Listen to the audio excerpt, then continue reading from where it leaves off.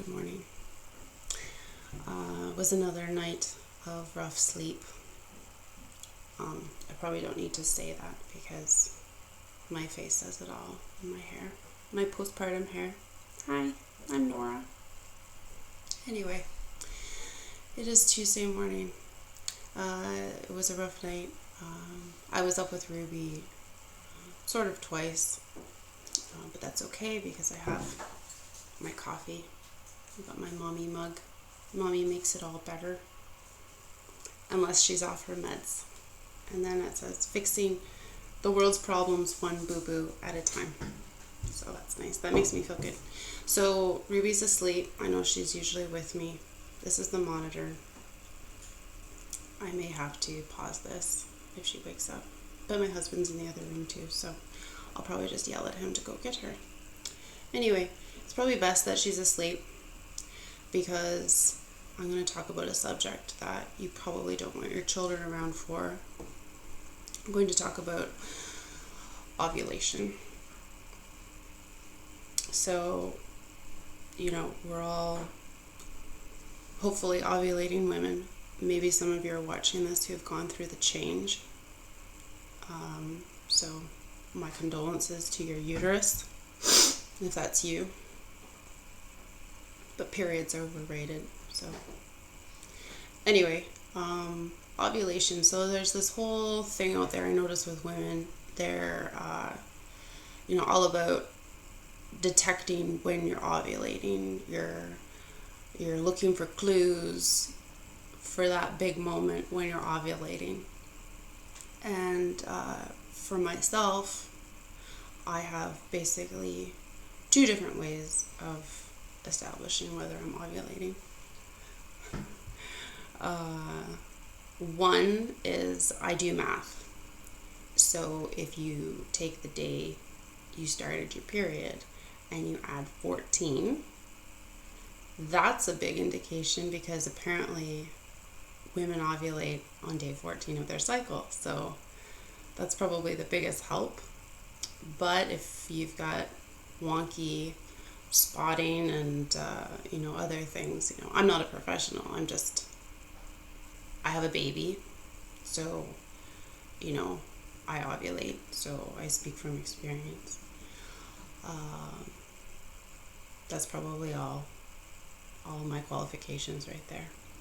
But anyway, so the other reason that I know that I'm ovulating, so like right now, I know it's probably like you can tell, but I'm currently ovulating, and it's, who wouldn't want all of this?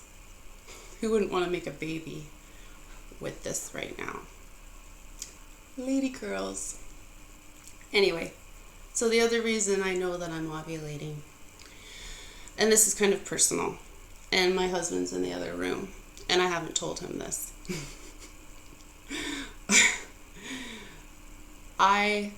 So you might have children in the room, so I'm going to keep this real PG. So I dream at night when I go to sleep. I have a dream. Imagine that. And I will have dreams of intimacy, like intimate between my waistline and my knees. So I just don't want your children to know what I'm talking about. So feelings of intimacy in the GROIN. So like it's warm. It feels warm, and sometimes I, feel a bit of like a little heartbeat down there. Is this gross? But also I have these intimate dreams with people who I don't normally find attractive in real life. So for example, the other night I had a romantic dream about Billy Bob Thornton. Oh, my husband heard that. Yeah, so God bless him. I'm sure he's a very wonderful man. For me, in a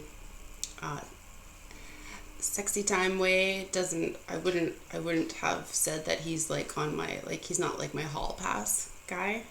So to have a dream like that with him, that I actually was like, oh, I'm enjoying myself in the dream. I thought, I'm into this. It's Billy Bob Thornton and I'm into it. And in the dream, I don't think I was married. So it wasn't like I was cheating.